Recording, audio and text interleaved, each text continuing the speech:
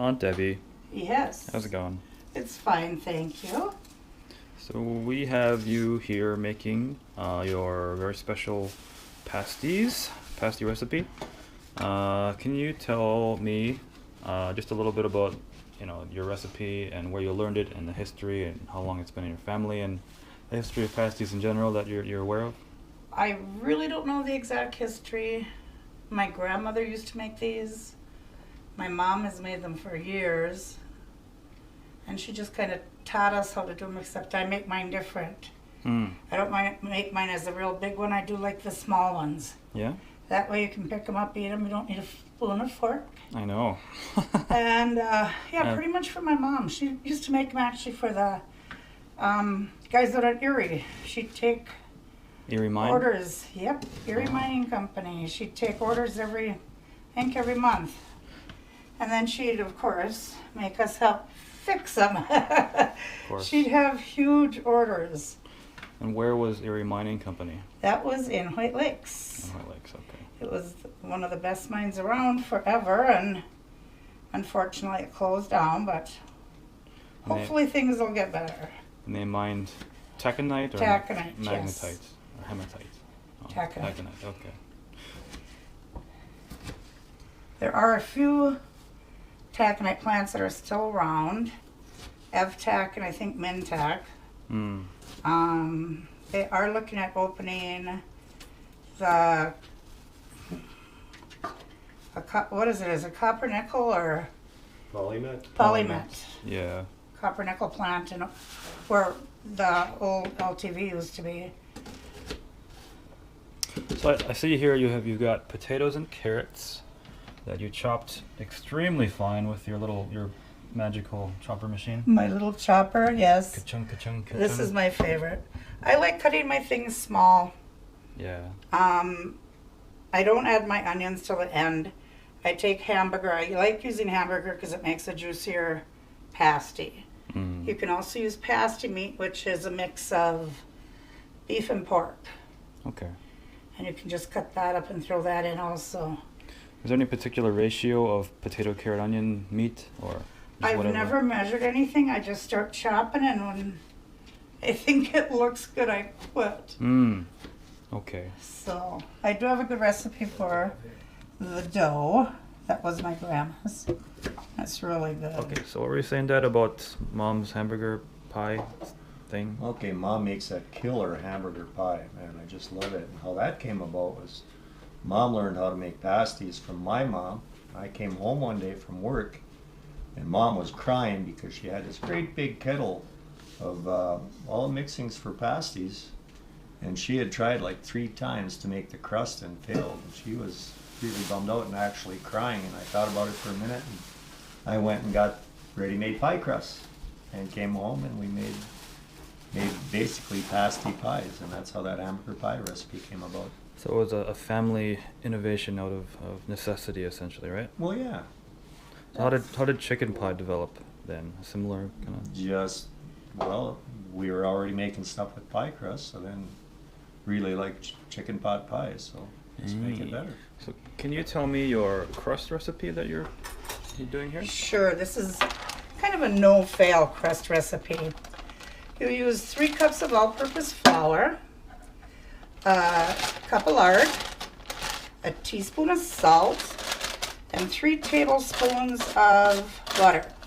And once you get all of that, you take your pastry blender, and once you get all of that nice and mixed up so it looks like coarse crumbs, then you mix together, I always do a separate container, it's so much easier, 1 egg, 1 teaspoon of vinegar, 2/3 cups of cold water, and 5 tablespoons of flour.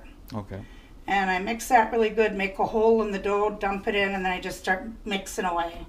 I see. Usually use my hands, works the best. It's kind of fun to get a little dirty once in a while. I know, right?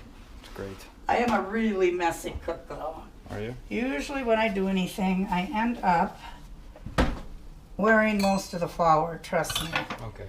I'll stand back then. And then I usually get it everywhere else too. I have to grab my... Oh, sorry. spoon. Thank you. So, Can you tell me a little bit about your family history, Deb? Again, like where your ancestors, where do they come from? on my mother's side of the family, they were from Finland. Finland. Yep, and then they moved out into Mäkinen. Mäkinen. Also Finnish sounding. Yes, yes, it is. My dad's side of the family, we can't go back too far. Mm. Most of them grew up in Virginia, Mm-hmm.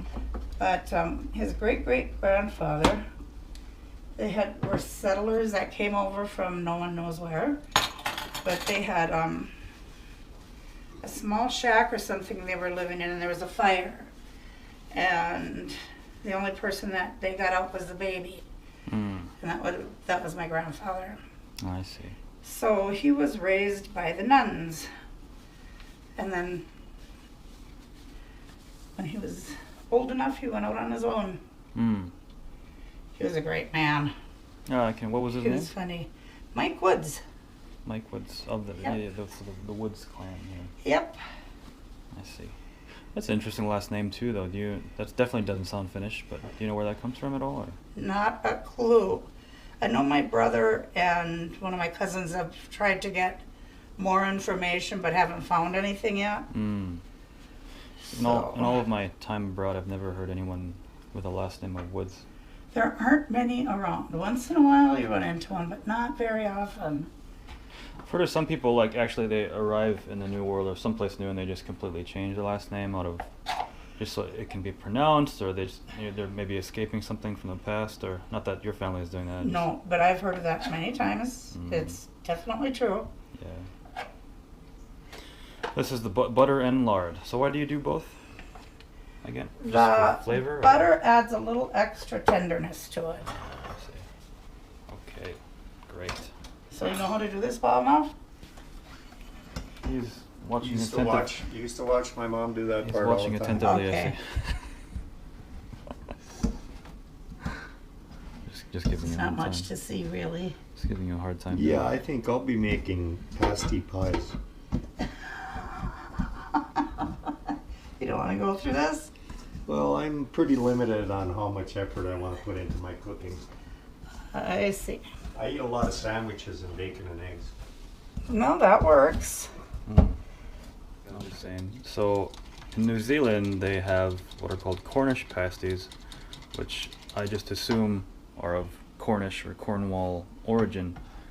But the crust is similar, but the filling is basically like a pureed meat. I'd never heard of, proper pasties in Britain from all, my friends from Britain, and I'd never seen pasties in Scandinavia either when I was living there. So I was just kind of hypothesizing that what we know is, Sure. what we know of pasties, at least in northern Minnesota, Upper Peninsula, Michigan, are very much a regional hybridized food, basically. Generally, like, we have potato, carrot, onion, and rutabaga as the ingredients, and ironically, rutabaga in New Zealand is called Swede, or Swedish. I'm just assuming, but yeah, it's just kind of an interesting culinary history, I think. Right? I think that's cool. I think it's cool too. Way cool. Make myself sound really smart. I'm just making all of this up. Runs in the family. I should probably actually read about it before I open my mouth. I'm pretty sure that's the case though. 'Cause I feel confident. It's just too many kind of coincidences. I know, like, Range or Upper Peninsula pasties, again, are definitely a regional food. You don't get them outside this area. So Well, all the miners working in the mines, they'd have them for lunch basically. But well, Yep. it obviously comes from the same neck of the woods, because Upper Peninsula has all the same names as we do up here on the Iron Range. Nashwauk, Yeah. Cohasset, Kiewat. Calumet. Yeah. I was really surprised to see that. So, and they Mm. have the same food, the same cuisine. So, yeah. Okay, Aunt Deb. So you, I saw you mix in the wet ingredients into the flour lard mixture. Can you elaborate on what you did that Sure. there? I used 1 egg, 2/3 cups cold water. You want to have it cold. A teaspoon of vinegar, and 5 tablespoons of flour. You beat that really good. I usually make a hole in the middle of my dough, throw it in there, and then just start mixing it all together. Okay. And then you just. So were those heaping teaspoons of flour? Yeah. Mm. And some people like, if it, every time it seems it comes out a little bit different, you can add a little more flour if you need a little more water. Nothing wrong with that. Mm. Now, most people, when they make their pasties, they roll them out round, because that's the bigger ones. I do mine really narrow, and lengthwise I go longer, because the way I put them together, it just works better this way. Yeah. So where did these baby pasties cut? Because I've only ever seen larger ones. Where did this come about? Any idea? Yes, your Uncle Bob. He started making small ones, or He one? wanted me to. Oh, I see. I'd send pasties in his pail with him when he'd go to work. Mm. He said he'd always have to stop to eat them or he was losing all the food out of it. Yeah. So he said, can't you make smaller ones? So I tried, and here we are. It's all your Uncle Bob's fault. So it's a matter of just kind of practicality in terms of eating, not cooking. It was, yes. He said he didn't have to stop if he didn't want to. I He see. could just grab one. In fact, he calls them pocket pasties because he said he'd I see. slide them in his pocket and off he'd go. I actually think they taste better than the big ones for some reason. I don't know why that'd be. I don't know, I don't either. But after I started making them, I won't make them any other way. No, there's no see. rhyme or reason as to how I do this either. I Okay. just grab a chunk of meat and I just kind of start smushing it around in the potatoes and the carrots Really? That's interesting. and just keep going. I have never seen that. I didn't. And that way you kind of get a little more mixed in. And of course, a lot of these are going to disappear because they're tiny pieces. Mm. You won't see all of them, but you'll taste it. And I'm kind of weird because I don't like, some people don't like too many onions. I do. Mm. So I make sure I pile them on. Well, that's cool. Really? A little So- bit of salt. It's quite a commitment then to make A these. little bit It's of pepper. a lot of work. That's usually, if I do them, I usually make a lot. Oh, I see. And then they freeze beautifully. And then you just kind of wrap them on up. Wrap. I'm actually changing my opinion here. I'm gonna have to learn how to make the crust. Josh has got the video. I have the recipe too. And I'm not far from you. Yeah. So, No wax paper. nope, nothing.